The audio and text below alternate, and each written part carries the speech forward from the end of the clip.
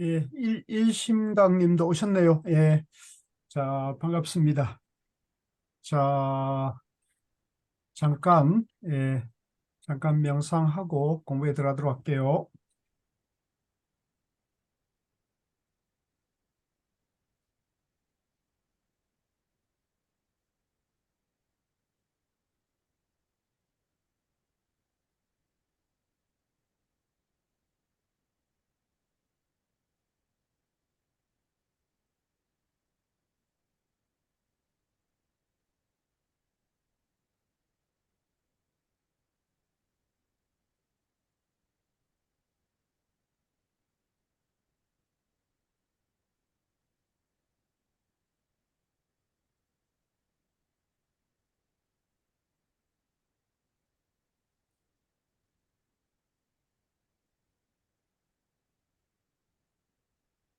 예, 자, 반갑습니다, 도바님들. 예, 이수연 도바님도 오셨네요.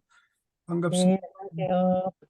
자, 오늘부터 공부를 토론식으로 하기로 했습니다. 그래서, 어, 지난번 공부 때 이제 소정의 발제를 해서 좀 토론을 제안하는 식으로 해보자 해서 순서를 좀 나눴습니다. 그래서 먼저 첫 번째는 이제 참선의 안내에서 화두참고의 두 가지 원칙까지는 석순이 도반님, 두 번째 화두를 올바르게 참고하는 법은 김영숙 도반님, 세 번째 오메이려에서 화두참구의 관문까지 윤희영 도반님이 하시는 걸로 했는데, 원래는 윤희영 도반이 오메이려까지 말씀하셨는데 스스로 어, 화두참구의 관문까지 연결되는 것 같다 해서 마음을 내주셨습니다. 고맙습니다. 자, 그러면 순서대로 발표를 듣도록 하겠습니다. 자, 제가 요 공유를 중지할게요. 예, 석순이 도반님, 예,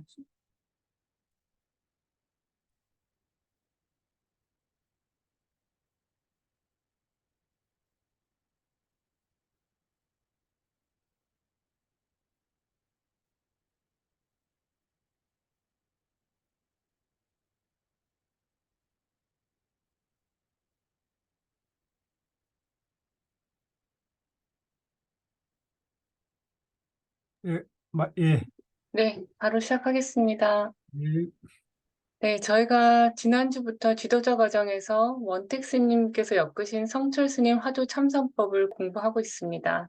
지난주 참선 수행편에 이어서 오늘은 2장 참선의 방법, 그리고 3장 무엇보다 화두편을 공부를 할 텐데요.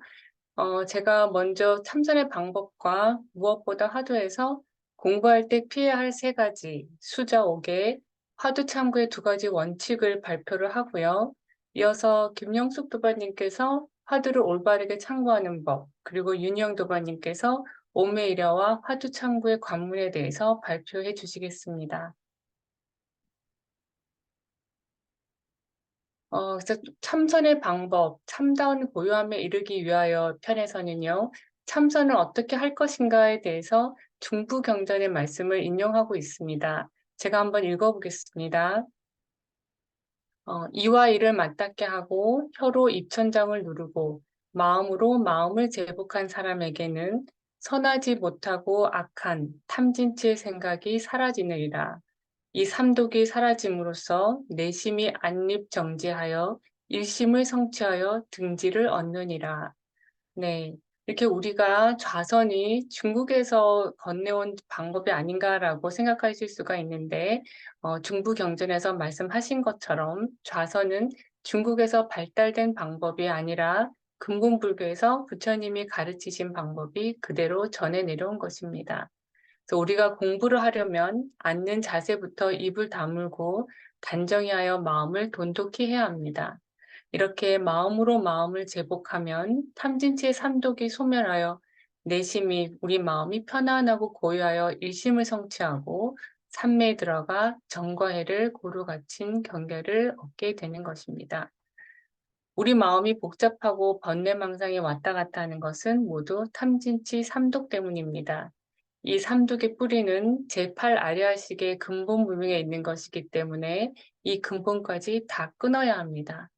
이 제8 아리아식의 근본 문명을 다 끊고 본래 청정한 진여 본성을 깨치게 되면 모든 것이 다 고요한 속에 무한한 지혜의 빛이 비치고 무한한 지혜의 빛이 있는 가운데 항상 고요합니다.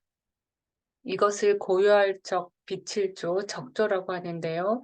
이것이 우리 마음이고 우리 마음의 작동 원리입니다. 이 적조는 우리가 적광이라고도 하고 중도라고도 하고 쌍차상조라고도 합니다. 한 가지 더 저희 그 참선의 방법에 대해서 언급하고 있는데요. 41페이지입니다. 마음을 아주 오묘하게 집중해서 바른 생각으로 선정에 들어야 된다라고 가르치고 계신데요. 이렇게 선정에 들어가면 또 나와야 하지 않겠는가 하고 생각하기 쉬운데 참으로 바른 생각을 얻으면 선정에 들면 나오고 들어가는 것이 없습니다. 우리가 선정이라는 것은 곧 삼매고 중도이기 때문에 중도는 나오고 들어가는 것이 없어서 이렇게 가르치고 계시다고 이해를 했습니다.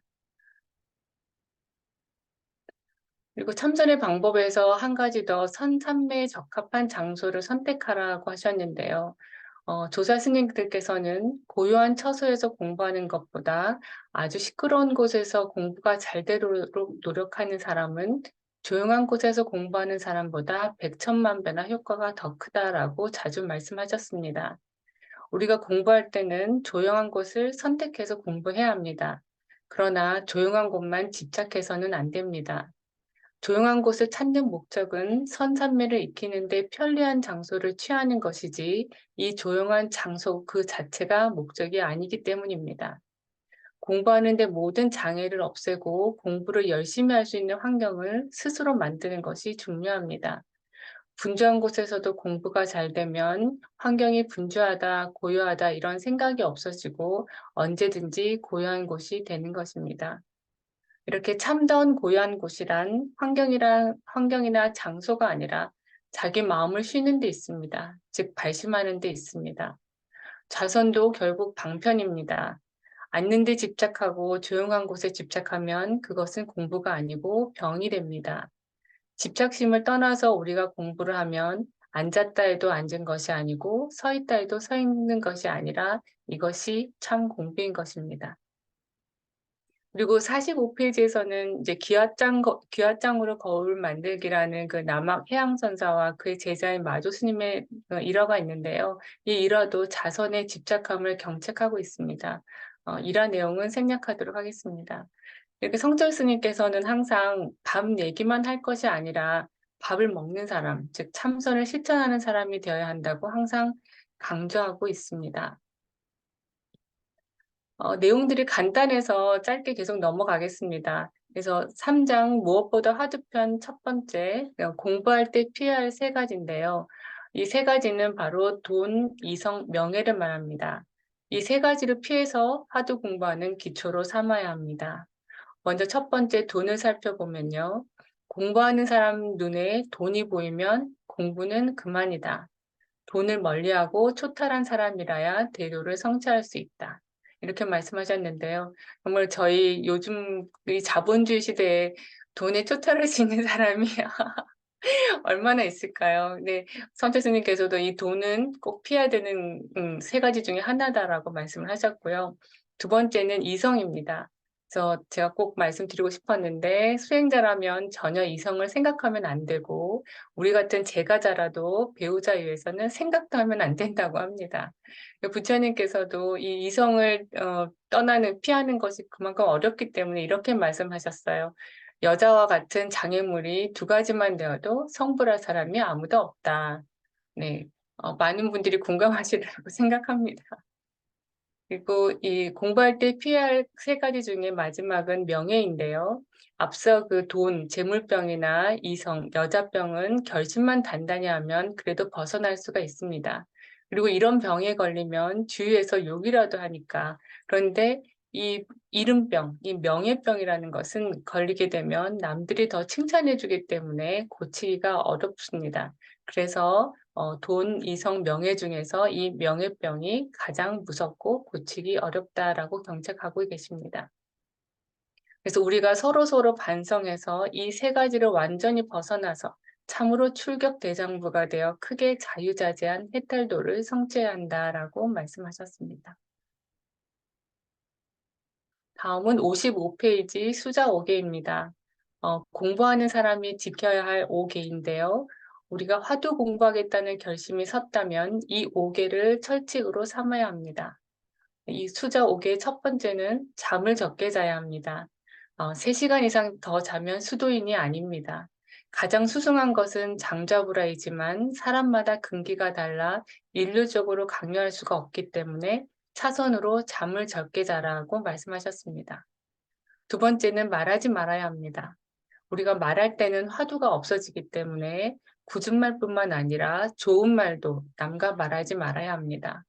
그래서 공부한 사람끼리는 싸움한 사람 같이 하라라고 하셨는데요. 이게 무슨 말이나 하지 말라라는 뜻입니다. 남의 허물을 말하는 것은 공덕 없이 구원만 짓는 것이므로 정진할 때는 남의 허물을 보지 말고 오직 내 허물만 보고 정진해야 할 것입니다. 수자 5개 세 번째는 문자를 보지 말아야 한다입니다. 우리가 기본적인 소양을 갖출 때, 우리가 정견을 갖출 때는 우리가 경전도 보고 선어록도 공부를 해야 됩니다. 근데 기본적인 소양을 갖추고 나서 화두 공부를 집중해서 하게 되면 그때는 문자를 보면 안 됩니다. 부처님 경이나 조서 어록도 보지 말고 신문 잡지는 말할 것도 없습니다. 그래서 참선하여 자기를 복구시키면 이 자라는 것은 세속적인 어떤 문장으로 설명할 수 없기 때문인데요. 자아를 완전히 깨치려면 불법조차도 버려야 하니까요. 불교를 앞세우면 그것이 또 장애가 되기 때문입니다. 여기서 제가 자아라고 하신 거에 대해서 잠깐 물음표를 표시를 했는데 자성이라고 보면 될 것 같습니다. 그러니까 참선을 해서 자기를 복구시키면 이 자성이라는 것은 세속적인 어떤 문장으로도 설명할 수 없다. 자아라기보다는 자성을 완전히 깨치려면 불법도 버려야 한다. 이렇게 해야 저희가 공부한 맥락이랑 이어지는데 여기서 성대 스님이 왜 자아라고 표현하셨을지는 제가 잘 이해가 안 되는데요. 아마 음, 저희가 독립된 실체가 있다라고 이해하는 그런 자아라는 의미로 언급하셨을 것 같지는 않고 자성이라는 의미로 이제 표현을 자아라고 표현하신 것 같은데 이 자아라는 말이 요즘은 이제 독립된 실체가 있는 것처럼 오해될 수 있기 때문에 성태 스님이 지금 계시다면 이 자아라는 말은 쓰지 않고 자성으로 대체하지 않으셨을까 혼자 생각해 봤습니다. 수자 5개의 네 번째는 과식하지 말고 간직하지 말아야 한다입니다. 음식을 건강 유지만 될 정도로 먹지 과식하면 잠이 오고 마음이 가라앉아서 안 된다라고 하셨는데요. 제가 그 스님들 일화를 보면 우리는 음식을 먹지 맛으로 먹지 않는다라고 하셨는데 요즘은 저희가 맛에 너무 집착하는 것 같습니다. 또 오히려 이제 소식이 건강에 더 좋다고 하니까 이거는 뭐 평상시에 저희가 지킬 수 있는 그런 계율로 생각하면 좋을 것 같은데요. 특히 새끼 끼니를 학처럼 먹어야 한다고 하셨어요. 근데 저희는 이제 학이 어떻게 먹는지 많이 먹는지 잘 몰라서 딱 와닿지는 않았는데 어쨌거나 학이 좀 적게 먹나 봐요. 그래서 새끼 끼니를 학처럼 조금씩 우아하게 먹어야겠습니다. 그래서 음식의 요구를 자제하는 것이 수행의 기본이다. 우리가 이제 식탐이라고도 하잖아요. 그래서 음식에 대한 탐욕도 줄이는 것이 수행의 기본이라고 생각이 들고요. 그래서 성자 스님께서는 최저의 생활로 최고의 노력을 하는 것이 수행자의 바른 삶이다. 이렇게 말씀을 하셨습니다. 그리고 수자 5개 마지막은 돌아다니지 말아야 한다. 그래서 선방 수자의 행동 반경은 좌복이어야 한다라고 하셨는데요. 여기저기 저희가 화두 참선하기 좋은 곳을 찾아다니고 이렇게 할 것이 아니라 배울 만한 선지식이 있으면 그것이 곧 명당이다. 다른 곳이 명당이 아니니 좋은 선지식을 찾아서 열심히 정진해야 된다라고 말씀하셨습니다. 이 수저옥에는 이제 화두 참선 수행을 하는 스님들을 대상으로 한 5가지 철칙, 계율인데요. 저희 제가자들도 참고를 해서 수행을 하면 좋겠습니다. 마지막으로 화두 참고의 2가지 원칙입니다. 59페이지고요. 화두를 제대로 들고 있는가라고 질문을 하고 있는데요. 첫 번째는 화두는 스승에게서 배워서 해야지 마음대로 선택하면 안 된다라고 하셨습니다. 그래서 책을 보다가 뭔가 의심이 나서 그것을 내 임의로 화두를 만들면 안 됩니다. 그리고 두 번째는 화두를 배우면 그대로 계속해야지 화두를 변경해서는 안 된다인데요. 화두를 하다가 잘 안 되면 다른 화두를 배워서 하는 사람이 있는데 이것은 잘못된 방법입니다. 그리고 화두를 몇 가지 배워서 이거 조금 해보다가 저것도 하다가 이렇게 되면 성자 스님께서는 죽도 밥도 안 된다라고 하셨습니다. 네. 제 문장 그 교재가 길지 않아서요. 지금 간단하게 제가 설명을 드렸고요. 토론 주제도 뭐 수자 5개 이렇게 해서 별로 그렇게 저희가 토론할 주제가 마땅치 않아서 제가 마지막 편에 있는 걸로 이제 나에게 적합한 화두가 있을까라는 걸로 한번 제가 질문을 던져 보았고요. 거기서 가나선에 저희 지금 심화반에서 지금 강의하고 있는 가나선에서 정답이 있어서 정답을 일단 기술을 했는데, 토론은 발표 나머지 두 분 다 하신 다음에 한꺼번에 하는 게 좋을 것 같아서 일단 제 발표는 요것으로 마치고 토론은 이어서 나중에 함께 하도록 하겠습니다. 교수님 어떠신가요? 아, 네, 그럼 일단 이것으로 마치겠습니다. 제 예, 생각에 요거 발제 정도는 해주시면, 토론 주제요. 네. 그냥 얘기를 할까요? 네, 토론 그러면 주제는 얘기해 주셔도 괜찮을 것 같네요. 예. 네. 그럼 토론 주제는 나에게 적합한 화두가 있을까라는 게 제 토론 주제인데요. 여기서 적합한 화두라는 것은 결국 나에게 이 화두가 의정이 잘 생기게 하는 화두인가라는 거고요. 그래서 앞서 이제 제가 그 발표한 내용 중에 화두는 의지할 만한 선지식으로 받아야 된다. 또 화두가 잘 안 된다고 화두를 변경해서는 안 된다라고 얘기를 했었는데, 그럼 내가 적합한 화두가 있다면 좀 바꿀 수 있나? 바꾸면 안 되나? 이게 제 토론 주제였고요. 가나선의 그 교재에서 나와 있는 내용을 조금 이제 참고로 먼저 보여드리면, 그냥 제가 쭉 읽어보겠습니다. 화두란 헛된 아르말이나 생사심 같은 그릇된 견해를 한 칼에 베어버리는 치모겁니다. 근본에서 보면 화두에 좋은 화두와 나쁜 화두, 자기에 맞는 화두와 맞지 않는 화두가 따로 있는 것도 아니다. 자신이 받은 화두는 어떤 화두이든 모두 자신의 본래 면목을 찾기 위해서 제시된 참된 가르침이라 여겨야 한다. 그러므로 자신에게 제시된 화두를 들고 간절히 의심해 나가야 한다.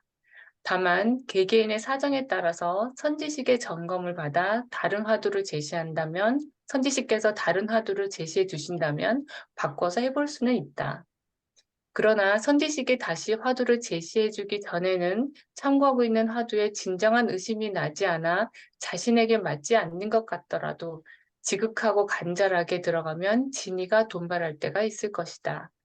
그리고 화두가 잘 들리지 않을 때에는 선지식을 찾아가 발심을 증정하는 방법을 구해야 한다.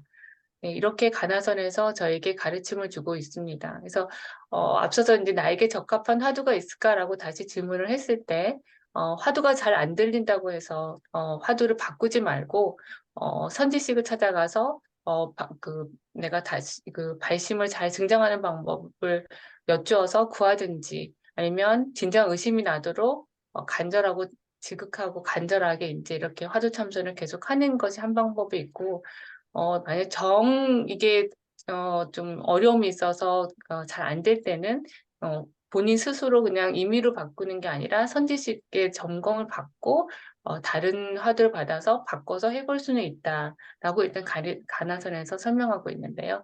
나중에, 끝나고 나서 도반님들하고 시간이 되면 잠깐 같이 얘기해 보도록 하겠습니다. 네, 그럼 이것으로 마치겠습니다. 예, 수고 많으셨습니다. 네, 네. 공유 중지하겠습니다. 예.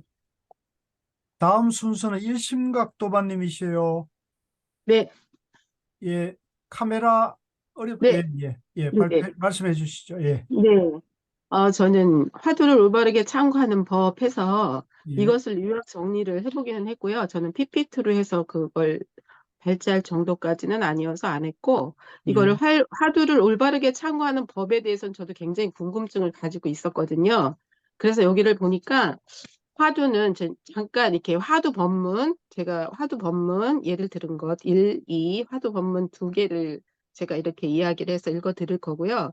그 다음에 화두를 예를 들어 주신 것 중에서 이목고 화두와 그 다음에 부모미생전 본래 면목이라는 화두하고 계획에도 불성이 있는가라는 화두 세 개를 어떻게 했을 때 이것이 잘 되고 어떻게 했을 때 이것이 병폐가 생기는지에 대해서 얘기를 하셨더라고요. 그래서 이 세 가지를 제가 이따가 이렇게 요약한 것을 얘기를 드릴 거고요. 이걸 들어가기 전에 법문을 이렇게 읽어 드리는 것이 읽는 것이 도움이 좀 될 것 같다는 생각을 해서 저는 이것을 읽는 것을 하겠습니다.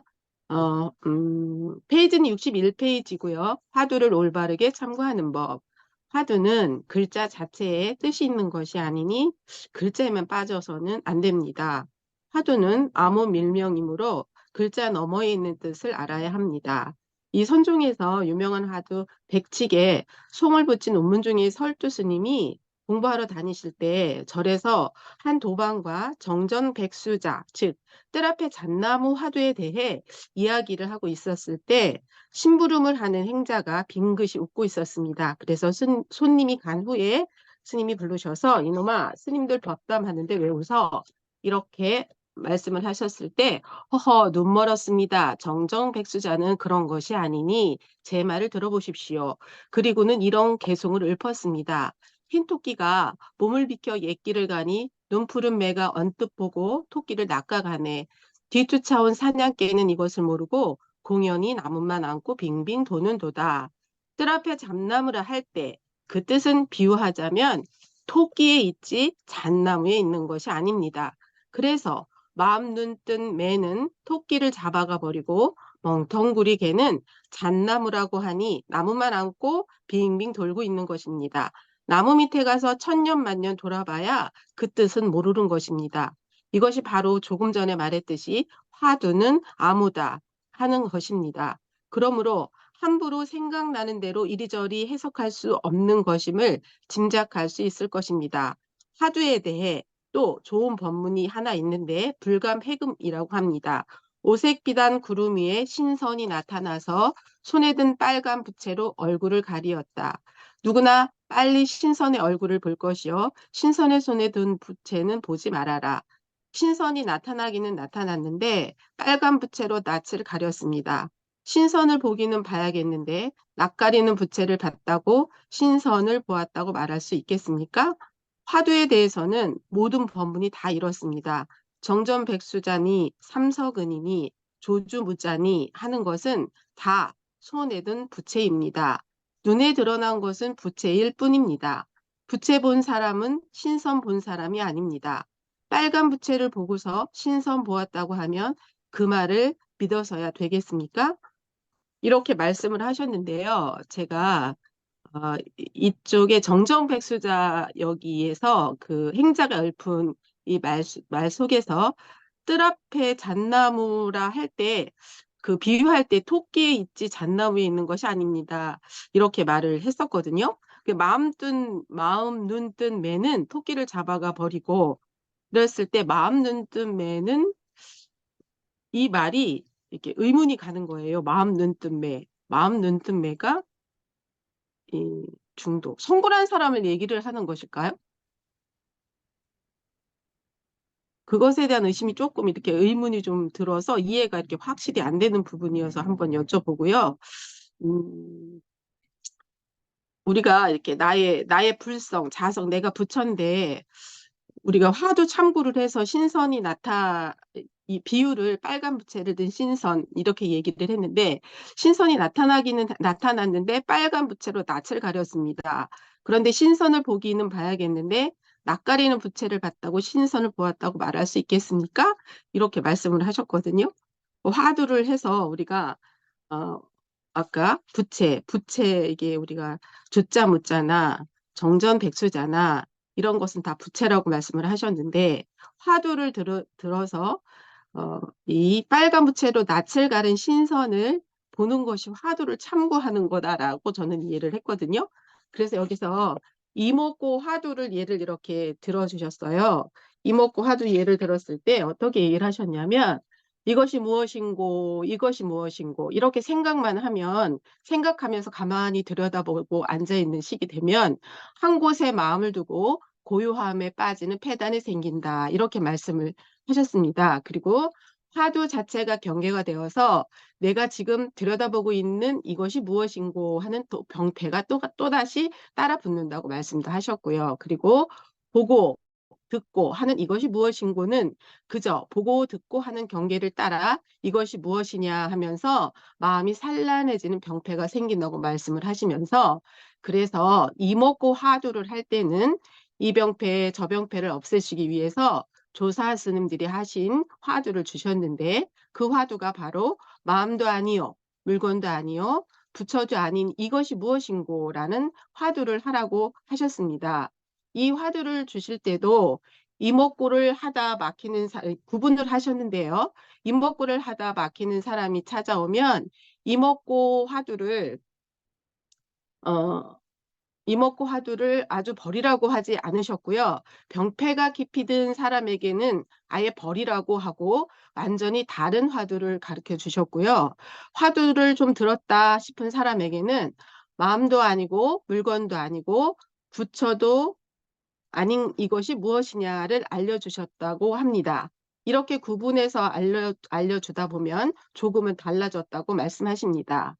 그리고 두 번째 예를 든 부모 미생전 본래 면목을 화두를 들 때는 보통 부모한테 몸받기 전에는 과연 내가 뭐였던가 이렇게 하는데 뭐였던가를 부모한테 몸받기 전에 어떤 것이 나의 본래 면목인가라고 해야 한다고 하십니다. 그래서 그 예로 육주 스님이 도명 스님에게 했던 것처럼 선도 생각하지 말고 악도 생각하지 마라. 바로 이러한 때에 어떤 것이 너의 본래 면목인가 하셨습니다. 이때 본래 면목을 묻는 것이 아니라 여하시, 즉 어떤 것이를 묻는 것이라고 말씀을 하셨고요. 어떤가, 뭐였던가에 집중하지 말고 어떤 것이 나의 부모 미생전 본래 면목인가 하면서 어떤 것, 여하시를 꼭 기억해야 한다고 말씀하셨습니다. 그래서 66페이지 항엄 스님의 예도 들어주시긴 하셨는데요. 그것은 이제 이렇게 넘어가고요. 세 번째 이제 조주 스님이 개에게는 불성이 없다고 한 무자 화두를 말씀하셨습니다. 무자라는 것은 없다는 의미가 무엇일까 하고 하는데 이러지 말고 무자 없다는 의미는 무엇일까라고 하는데 이러지 말고 조주 스님이 없다고 했는데 어째서 없다고 했는가 이렇게 하는 것이 화두의 근본 정신이다라고 말씀하셨습니다. 그리고 무자 화두 중에는 또 다른 무자 화두 중에서 모든 것에는 불성이 다 있는데 조주 스님은 어째서 개에게는 불성이 없다 했는가라고 하면 의심이 쉽다고는 하나 상대적인 유무의 수준으로 떨어져 버리기 때문에 유무상대의 개념이 세워지므로 유무의 무도 아니고 진무의 무도 아니다. 있다. 없다의 없음도 아니고 참 없음의 없음도 아니다라고 하셨습니다. 그래서 화두를 조주 스님이 분명히 없다고 했는데 어째서 없다고 했는지 그 이유를 알아야 한다고 말씀을 하십니다. 그래서 어째서 없다고 했는가, 어째서 없다고 했는가, 그렇게 해야지 없다의 뜻이 무엇인지 자꾸 분석하면 안 된다고 말씀을 하셨습니다. 그리고 화두는 허술하게 밀지도 또는 조급하게 밀지도 말고 너무 급하게도 하지 말고 너무 느리게도 하지 말고 자연스럽게 해야 한다고 하셨습니다. 조주가 어째서 없다고 했는가라고 해야 한다고 하셨습니다. 검은고 줄 고르듯이 해야 한다고 하십니다. 화두창구는 의심하는 것이지 외우는 것이 아닙니다. 그 이유를 알아야 한다는 것을 명심해야 한다고 하시는 말씀으로 마무리를 졌습니다. 저는 이렇게 제가 오늘 토론할 주제를 뭘로 했냐면 이것을 보면서 저는 화두를 올바르게 참고하는 법에 대해서 우리가 이렇게 생활참선에서 많이 배우고 아르마리로 알아듣는 것만큼은 화두를 하기는 하는데 화두가 정말 여기 말씀하신 것처럼 어떨 때는 잡히는 것 같기도 하고 안 잡히는 것 같아서 참 답답할 경우가 굉장히 많았었거든요. 그런데 이것을 읽으면서 조금은 이해가 됐던 부분이 도움이 되는 게 이제 여기 예를 들어 이목구 화두라든지 요 부모미생전 이렇게 할 때 이유를 의심을 어떻게 해야 되는지를 들으면서 조금 더 감이 잡히는 예가 됐습니다. 그리고 저는 오늘 토론의 주제는 나는 화두를 올바르게 참고하고 있는가? 이것을 좀 이렇게 같이 토론을 하고 싶은 그 주제로 삼았습니다. 그리고 제가 이제 오늘 첫 번째 이렇게 발표를 이거 요약을 해서 이렇게 토론을 하자고 하는 바람에 요약을 한다고는 했는데 이제 제가 정확하게 더 이렇게 못 해드린 것 같아서 조금 죄송한 생각이 들기는 합니다. 근데 이해한 것만큼만 오늘 한 것 같아서 아무튼 여기까지로 저는 마무리하는 것으로 하겠습니다. 예, 수고하셨습니다. 예. 자, 다음은 윤희영 도반님 차례인가요?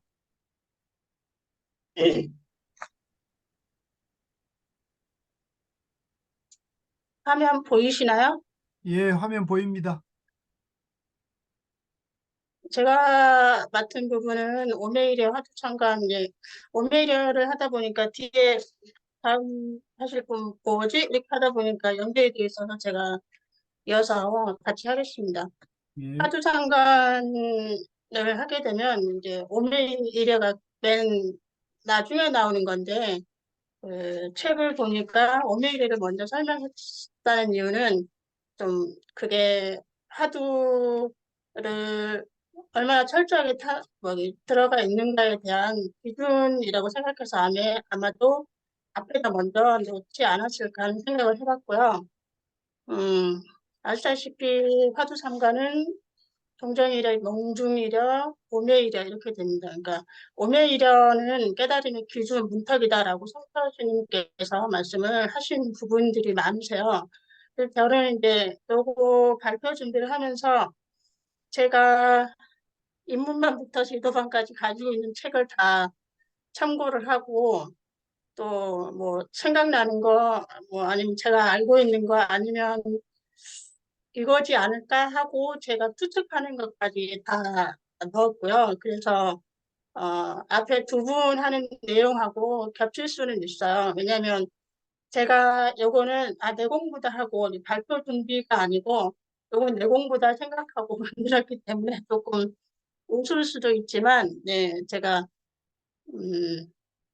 제 공부라고 생각해서 하는 거기 때문에 꼭 이해를 해주시면 될 것 같고요. 제 기준은 그 화두 참기에 얼마나 한결같이 철저하게 몰두했느냐 그거인 것 같고요. 그래서 이 이래란 말이 무엇이지? 그러니까 생각을 해보니까 한결같이 화두를 들고 있느냐도 이래지만 참여하는 것 자체가 빠져드는 거잖아요. 빠져가지고 내가 나인 줄 모르는 단계이기 때문에 나하고 내가 이제 그 참고하는 그 화두가 일치가 되어 있는 상태냐 이것도 화두 삼관의 기준이 되지 않을까 저는 그렇게 생각을 했고요. 그 다음에 성철스님께서 삼매체험의 단계이지만 이게 단계별로 이렇게 계단식으로 올라가는 게 이게 깨달음의 필수 과정은 아니라고 말씀하셨어요. 그러니까 예를 들어서 뭐 해능스님처럼 근기에 따라서 단박에 가는 사람도 있고요. 그 다음에 오매이려를 했느냐에 따라서 깨달았다고 이제 뭐 이렇게 잘난 척하고 이제 뭐 인도해 주십시오 하고 오는 사람들이 있거나 뭐 그 다음에 그 내 생각에는 이런데 나는 깨달은 것 같아 이렇게 이제 착각하시는 분들 이런 게 판별 기준이 된다고도 하셨어요. 그래서 이제 이 오매이려라는 기준을 제시한 다음부터 깨달았다고 설치는 사람들이 적어졌다라는 말씀도 하고 계시고요. 그 다음에 제가 심화반에 아까 낮에 이제 그 신문자를 하나 올렸는데 그 안국선언의 수불 스님은 일주일 만에 뭐 어떻게 해주겠다 이런 식으로 말씀하시더라고요. 네, 그런 거는 사실 만만 본 거지 이게 화두를 타파했다고 보기는 어렵다. 저는 그렇게 생각을 합니다. 이런 분들도 있지만 이렇게 막말을 하면 막가는 이런 식으로 간단상 하면 안 되겠다는 생각이 들어서 참고자를 올려드렸고요. 그 다음에 제가 이제 이런저런 우리 교재 말고 다른 것도 보다 보니까 오멸이래가 뭐냐 이런 거에 대해서 제가 이제 딱히 찝기는 좀 뭐한데 맨 나중에 이제 빨간 글씨로 되어 있는 이 부분은 성철스님께서 말한 거기 때문에 성철스님이 기준도로 하겠습니다. 그러니까 어떤 데를 보면은 첫 번째 단계로 보통 우리가 알고 있고요. 그 다음에 오메이려하고 숙면이려를 같게 보는 데도 있고요. 어떤 글을 보면 이렇게 가서 마지막에 오메이려다. 이제 오자는 뭐 깨어있다는 거, 오메자는 잠들어있다는 건데요. 성철스님 기준으로 하시면 동정이래에서 오메이려로 가는데 그 오메이려가 그러니까 잠자는 게 지금 우리가 몽둥이려도 잠자는 거고 숙면이려도 잠자는 건데 오메이려를 다시 두 단계로 몽둥이려, 숙면이려 이렇게 한다고 하셔가지고 이렇게 빨간색으로 된 거는 성철스님께서 제시하신 기준이라고 보시면 되겠습니다. 동정이려 먼저 보겠습니다. 동정이려는 이제 많이 들으셨잖아요. 그다음에 저희가 이제 동정이려를 하지만 사실은 그 전에 준비 과정이 있잖아요. 그러니까 뭐 정견도 세우고 어쩌고 저쩌고 이런 마음이나 이렇게 심신적으로 준비가 된 상태에서 동정이려가 됐다는 거는 삼매에 들어왔다는 거지. 동정이려가 초심자는 아니라는 거죠. 그렇죠? 음. 그래서 그런 동정이려는 일상생활간의 화두삼에 들어가 있는 거고요. 맨 위에 있는 요 글하고 의미는 같다고 보시면 되고요. 가정이라든가 모든 활동에 있어서 이래야 이제 화두삼에 유지하는 거고, 하지만 잠들면은 화두는 자각하지 못한 상태라고 보면 되겠습니다. 관련된 표현은 제가 여기저기 이제 공부를 하다가 좀 이제 우리가 이제 그 서양 혹은 현대의 한국인들이 이제 교수님들이 많이 명상에 대해서 쓰시거든요. 아니면 서양 명상가들의 책을 번역한 책도 있고 심리학자들도 이런 얘기를 많이 하기 때문에 그런 이제 몇 가지만 표현을 해봤습니다. 관련 표현 보면은 육의식, 그다음에 현재의식, 잠재의식, 무의식에서 보면은 현재의식에 가깝다고 볼 수 있고 제가 여기 해놓은 거는 100% 이렇게 딱딱 맞는 게 아니고 요 정도 표현이 우리 불교에서 말하는 화두랑 관련된 표현일 수 있다. 이런 걸로 봐주시면 될 것 같고요. 그 다음에 우리가 보통 이렇게 다른 일반인이라고 말할 때 선정, 삼매, 몰입 이렇게 하다 보면 희열감, 환희감, 행복감 이런 걸 이제 느끼게 되는 거죠. 그러니까 이거는 요 몽중일제하고 그 다음 단계에서 같이 가는 거라고 보시면 될 것 같고요. 뇌파가 알파파에 해당이 된다라고 보면 될 것 같습니다. 우리가 이제 뭐 삼매 들고 행복감을 느끼고 하는 거는 사실은 목적은 아니기 때문에 요거를 목적화 하시면 안 될 것 같고요. 주인은 앞에 석순이 도반이 말씀하신 거죠. 화두를 끊기면 안 되기 때문에 이렇게 아는 사람 왔다 갔다 하자 뭐 인사하고 뭐 이렇게 하지 말고 그다음에 소식이 중요하고요. 수면은 제가 보기에 수면 3시간도 안 될 것 같고요. 어떤 최근에 무슨 책을 보다 보니까 수면을 되게 중시하더라고요. 명상을 연구하시는 분들이. 왜냐하면 우리가 몸은 이완해서 힘은 빠지지만 뇌라든가 의식은 성성해야 되기 때문에 수면도 충분히 해야지 진짜 우리가 참선할 때는 성성적적할 수 있기 때문에 수면을 너무 적게 해도 안 된다고 하고 너무 많이 해도 안 되고요.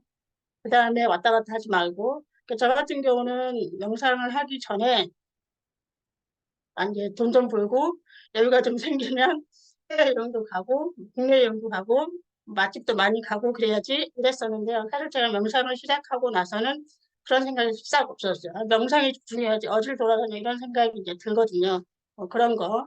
그다음에 언어 문자 말씀하셨죠. 그러니까 지금 뭐 인터넷이라든가 아니면 다른 책자라든가 너무 많이 쏟아지기 때문에 불필요하게 많이 이거저것 보지는 않았으면 좋겠고요. 그 다음에 여기 심화반이었나요? 그 박재전 도반님이 빨리 하고 싶어 하시는데 이렇게 빨리 하고 싶어 하면 엎어질 수 있다. 천천히 가시면 될 것 같고요. 그러니까 제가 이제 명상을 하다 보니까 명상 중에는 사실 이제 몰입이 돼 있고 집중이 돼 있기 때문에 내가 예전에 아니면 뭐 업무랑 관련해서 아니면 생활상의 어떤 아이디어 같은 것이 막 번뜩번뜩 막 번뜩 이렇게 솟아나거든요. 그래서 그런 거는 어떻게 해야 되는가? 내가 뭔가 고민하고 있었는데 운전하다가 몰입하고 있으면 아니면 고요하게 이렇게 있으면 막 툭툭 튀어나와요, 뭐 생각들이. 근데 그거를 버려야 될 생각이 아니고 아, 내가 필요한 건데 어서 하늘에서 뚝뚝 떨어지지 이렇게 용출처럼 튕겨 나오거든요. 그러니까 그럴 때는 어떻게 해야 되냐. 이게 지금 요 상태는 우리가 산매에 들었다고 할 수 있는 거 아니에요. 저는 이게 좀 의문이었고요. 그래서 저는 가능하면 이렇게 포스트잇 같은 거 메모지하고 연필 그러니까 필기도구 옆에 살짝 놓고 이렇게 한 단어 두 단어 이렇게 필요할 때는 적고 다시 이렇게 우리가 이제 저는 여태 명상할 때 눈을 뜨고 있는데 지금은 그 눈을 감고 있는데 지금은 눈을 좀 뜨고 하려고 노력은 하거든요. 근데 한 번 다 안 되기 때문에 떴다 감았다 이렇게 찔눈을 뜨면 사실 힘이 안 들어갈 것 같은데 힘이 들어가거든요. 그런 것도 좀 초심자한테 좀 필요한 그 뭐지 훈련이 있어야 될 것 같다고 생각을 합니다. 네, 몽중이로 가볼게요. 몽중이려는 그러니까 낮에 하던 거에 이어서 밤에도 한다는 그런 뜻이지 꿈속에서만 이라는 뜻은 아니거든요. 지금 뒤에 거는 앞에 거를 포함한다는 걸 전제를 하겠습니다. 의미는 하루 종일, 낮에도 밤에도 잘 때도 하나께나 이거는 아까 이제 말씀드린 대로 오매일의 앞부분 일부분에 해당이 되고요. 의식이 있는 한 화두 참선을 하는 상태라고 보면 되겠습니다. 그 다음에 이제 밑에 건 제가 이제 생각해서 적어놓은 건데요.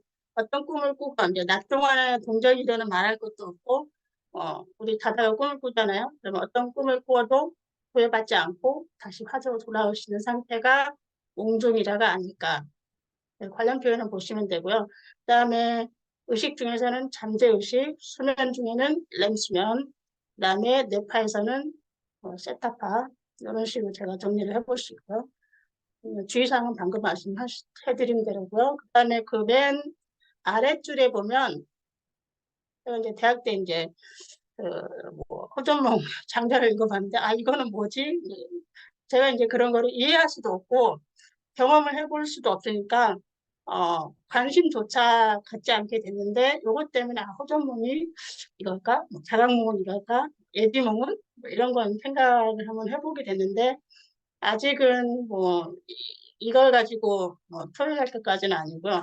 그러니까 예를 들어서 우리가 바로 윗줄에 있지만 아주 안 좋은 꿈을 꿨거나 아니면 너무 좋은 꿈을 꿨거나 할 때 일상생활에 막 이렇게 부침이 일어날 수가 있잖아요. 그런 거를 좀 예, 구애받지 않고 편안하게 하도록 돌아왔으면 하는 것. 이게 몽중이라고 생각합니다. 오메이려 보겠습니다. 오메이려는 그 다음 단계이기 때문에 모든 생활에서 온전히 화두를 철저하게 화두를 둔다라고 저는 해석을 했습니다. 잠에 꽉 들어서도 이런 표현을 이제 성철스님이 여러 번 여러 책에서 하시는데 마찬가지로 자나깨나 화두를 들고 있는 것, 앞에 단계는 모두 포함하는 거라고 생각을 하시고 그 다음에 지수화풍 분산 시에도 소소 영향하느냐 요 표현이 나오더라고요. 지수화풍이 분산됐다. 우리 몸이 4대로 이렇게 구성이 되어 있는데 요 지수화풍이 분산됐다는 얘기는 죽음 앞에서도 내가 초연하게 그 화두 산매에 들어갈 수 있느냐, 들어있느냐 그런 뜻이 아닌가 생각이 들고요. 더 한 번 더 생각을 쉽게 해보면 동정몽중 포함해서 숙면 후에 깨어났어도 내가 아침에 푹 자고 일어났는데도 하두 속에 누워 있으면 이 정도는 되지 않을까? 누구나 사는 하두, 이런 식으로 저는 이제 좀 쉽게 얘기를 하려고 하는데 제가 쉽게 이해를 해야지 쉽게 할 수 있을 것 같아서 이런 식으로 써봤고요. 관련 표현은 책에 좀 나오는데 좀 적어봤고요. 책에 없는 것 중에서는 능력처가 이게 아닐까 그런 생각이 들어요. 그리고 뒤에 나오겠지만 벽작간두, 은산철벽. 그 다음에 수면 중에서는 꿈이 없는 수면이죠. 난낸 수면하고 네파에서는 더 낮은. 그러니까 네파에서 또 델타파는 완전히 그 숙면이 잠이 누가 우리 어거가도 모른다는 그런 잠 있잖아요. 그때 이제 수면이고요. 앞에서 나오는 세타파는 각성과 수면의 그 왔다 갔다 중간 잠이 들려고 하는 그거 그때는 의식이 어느 정도 있잖아요. 그런 게 이제 앞에 나온 몽중일의 그 네파로 볼 수 있겠습니다. 그리고 이제 주의사항이 있는데요. 오메이드까지 갔어도 끝이 아니다. 아직도 근본 문명, 근본 문명이 이제 완전히 쌓이는 게 아니라 약간의 미시한, 그거를 이제 책에서는 3대 번뇌라고 이렇게 표현이 되어 있더라고요. 극미시한 망상은 아직 단돈한 상태이다. 제가 이제, 토의 자료로 내놓고 싶은 게 이런 건데요. 우리가 이제 수면이 들어있는데 내가 성성하게 카드를 들고 있는 여부를 어떻게 하느냐. 저는 이게 이제 좀 관심사이거든요. 그래서 계속 이렇게 앞에서도 하셨지만, 그래서 선지식을 만나서 제대로 된 선지식, 나를 이렇게 인도해 줄 수 있는, 지도해 줄 수 있는 선지식을 만나야 되고, 국거량을 해야 된다. 라는 생각이 들었습니다. 네, 그 아랫부분은 이제 능엄경을 제가 공부하는 아니고 책을 보다가 이 표현이 있는데, 저 같은 경우는 기대면 자거든요. 그러니까 아무 생각이 없고 꿈도 없고 아무것도 없는데 이런 사람은 뭐냐 뭐 이렇게 뭐 다른 명상하는 사람 아니면 그 우리야 다른 사람도 동정이려는 인정을 한다고 하더라고요. 이제 뭐 몽중이려, 오묘이려 이거를 인정하는 그 서양의 명상가들은 없거든요. 요거는 어떻게 봐야 될까? 그런 것 좀, 네, 좀 얘기를 해봤으면 좋겠습니다. 그래서 저는 원래는 여기까지인데요. 오메이리가 끝이 아니라고 해서 한 장 더 만들었습니다. 팍탈대어라고 제가 이름을 붙였는데요. 팍탈대어는 화두를 타파한 상태라고 보면 되겠고, 깨달음, 즉, 이제, 견성성불. 우리가 아는 그 성불했을 때, 견성했을 때 단어를 다 갖다 붙이면 될 것 같아요. 그래서 의식으로 보면 순수의식에 도달한, 순수의식에 가 있는 상태가 아닐까 싶고요. 네파로는 감마파. 감마파는 그러니까 우리가 알파, 베타, 알파, 세타, 델타로 가면 낮아져요. 뇌파 분명히 낮아지는데 감마파는 40Hz예요. 요거에 그 완전히 집중이 되어 있을 때나 자비심이 온몸에 꽉 차 있을 때 나오는 뇌파라고 합니다. 계속 낮아지다가 그 감마파에서 팍 올라가는 게 저는 좀 이게 이해는 좀 안 되지만 그래도 학자들이 그렇게 이제 얘기를 하니까 그리고 이제 예전에 그 미국에서 달라이라마님하고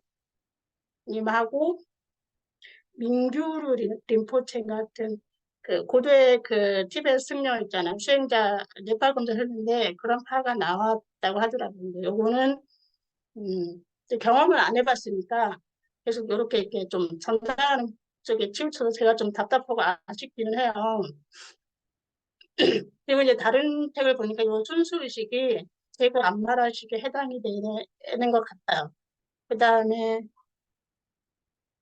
산문 종류인가 보니까 증득이란 말이 좀 더 있더라고요. 그러니까 한 번에 이렇게 쭉 하는 게 원증이고 분증 같은 경우는 이렇게 계단식으로 나눠서 하는 뭐 그런 거처럼 말씀을 하시더라고요. 그러니까 우리가 그 다음에 선묘에서 봤듯이 고봉선사도 하도 하나 깨쳐가지고 한 방에 되신 분 아니잖아요. 그러니까 하두를 좀 바꾸셨고 변환하신 케이스이기 때문에 앞에서 말씀하신 두 분 내용하고도 좀 관련이 있을 것 같아요. 그 다음에 이제 보임이라는 단어를 이제 화두를 탑하고 견성을 하신 다음에 여여하게 사는 그 일상생활을 제가 부임이라고 저는 이해를 하고 있는데, 그러니까 다른 우리 이제 조계정에서도 다른 이제 스님들, 큰 스님들은 선홍수를 많이 말씀하세요. 청하심도 그런 것 같고, 요거랑 어떻게 다른가? 요것도 좀 저는 궁금하기 때문에 얘기를 좀 했으면 좋겠고요. 그 다음에 제가 이제 입문반부터 지도자반까지 전부 다 듣고 있어가지고, 여기 이제 제가 이렇게 막 뭐 책을 보다가 아니면 누구랑 이렇게 지나가다가 어깨를 푹 부딪혀도 제가 막 이러거든요. 공부 연기 못하고 이렇게 막 속으로 외거든요. 그러니까 우리가 열심히 공부를, 저 같은 경우는 이제 여러 개를 한꺼번에 하다 보니까 그런지 모르겠지만, 이렇게 뭐라고 그러죠? 이렇게 먹는 거, 줄줄이 비엔나 소시지 있잖아요. 그런 것처럼 우리가 정견을 세우는데 정견의 내용이 중도, 연기, 무하고, 그 다음에 이렇게 정견을 세우기 위해서 이렇게 마음가짐이 다심, 심심, 분심, 의심, 막 이런 식으로 저는, 아, 이건 줄줄이 비엔나 소시지야. 같이 묶어야 돼. 이렇게 외우고 있거든요. 그런 식으로 이렇게 자연스럽게 하나가 됐으면 좋겠다는 생각이 들고요. 우리가 수련을 하면서 내가 왜 수련을 하지? 이런 목적이 있어야 된다고 저는 생각을 합니다. 명상하는 분들한테도 항상 이렇게 그렇게 얘기를 하고 있고요. 그 다음에 화두 자체가 재미는 없잖아요. 근데 어떻게 하면은 재미와 관심을 자기한테 이렇게 끌어올 수 있는가. 이게 이제, 분심이기도 하고, 의정이기도 한데, 저 같은 경우는 호기심을 가지라고 하거든요. 호기심. 그 다음에 이제 분심은 다른 말로 왜 남은 저렇게 잘 되는데 나도 그 분발할 때 이 분자가 아니고 분하다 할 때 분자라고 하셨잖아요. 그래서, 좀 그런 마음. 그 다음에 제가 이제 명상할 때 또 강조하는 것 중에 하나가 참선할 때도 막 행복감이 이렇게 돼도 좋지만 참선을 하기 전에 참선 시간을 기다리고 참선을 하고 났을 때 그 다음에 느끼는 그 즐거움이 그, 잘 때까지 쭉 저는 유지가 되기를 바랐거든요. 그런 상태가 되었으면 좋겠고, 그렇게 사람들이, 우리 법안들이 수행을 했으면 좋겠다는 생각을 들어요. 그 다음에 이제 주의사항은, 저도 이제 일부 좀 경험을 해본 건데, 우수한 경계와 환상이 들어옵니다. 교수님 한번 보셨을 수도 있겠는데요. 저랑 같이 이제 명상하시는 분들 보면 저보다 더 많이 뭐 이런 거를 겪으시더라고요. 그러니까 어떤 명상 단체는 이런 걸 많이 겪으면 공부 잘 되고 있다고 칭찬을 해주기도 해요. 근데 그거에 뭐 묻히거나 그거에 빠지면 안 된다고는 물론 주의를 주지만 이런 게 많이 들어온다는 거고요. 그 다음에 그 대스님이 본인이 이제 뭐 나는 이게 됐다고 하는데 한 번 퇴짜 맞고 뭐 여러 번 퇴짜 맞고 나서 그분도 깨달으셨잖아요. 그리고 그냥 하면 된다라고 말씀하시는 분이죠. 그러니까 무슨 명상은 그냥 편하게 앉아서 이완하고 하면 잘 돼 이렇게 하는데 사실은 뭔가가 이렇게 전대에서 말씀드린 것처럼 그런 게 있어야 된다고 생각하고 지난번에 뭐 백인 도반님께서 말씀하셨지만은 멍 때리기랑 명상은 다르다는 거고 확실히 하셔야 될 것 같고요. 그 다음에 이제 제가 이거 잘 안 돼서 제가 일부러 써놓은 거예요. 스마트폰을 치워야 된다고 저는 제 자신한테 이렇게 좀 혼내기 위해서 일부러 써봤고요. 그 다음에 이제 제가 지금 김주환 교수님 책을 읽고 있는데 편도체와 이제 전전두 피질에 대해서 편도체는 흥분하거나 뭐 놀랬거나 두려워하거나 뭐 그렇게 그 공격심이 있을 때 올라가는 거고 전전두 피질은 그 반대거든요. 그러니까 요거에 우리가 이제 참선을 하고 깊이 빠지고 이러려면 편도체는 안정화시키고 전전두피질은 활성화시키고 이런 얘기가 이제 계속 반복이 돼서 요것도 이제 개인적으로 읽어보시면 좋은 책이라고 저는 생각해서 일단 요 단어만 해드리겠습니다. 그 다음에는 이제 확철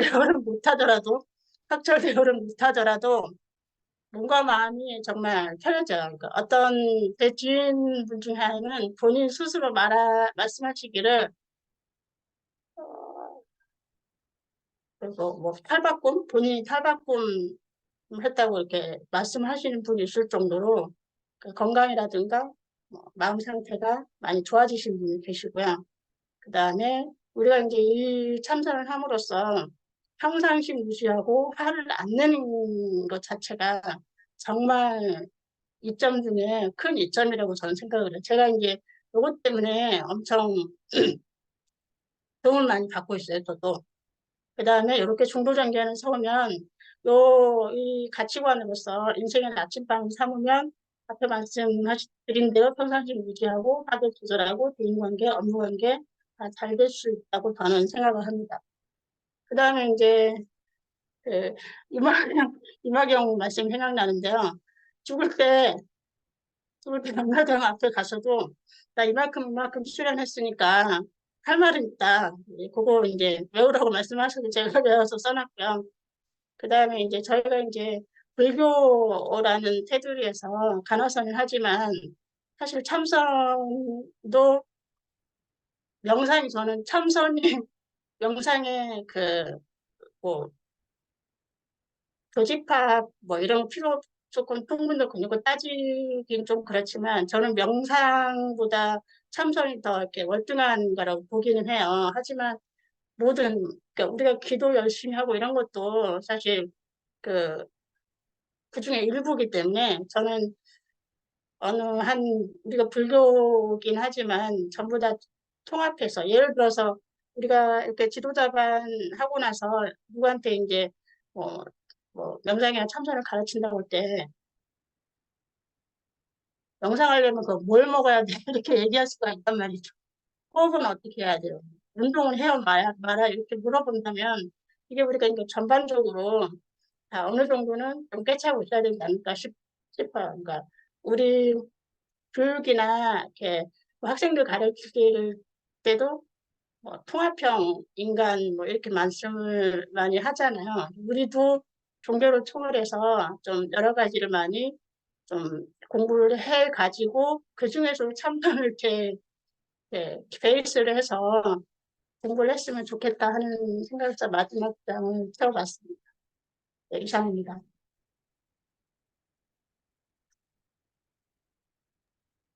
예, 수고 많으셨습니다. 예, 아이고, 뭐, 오늘 특강 한번 크게 들었습니다.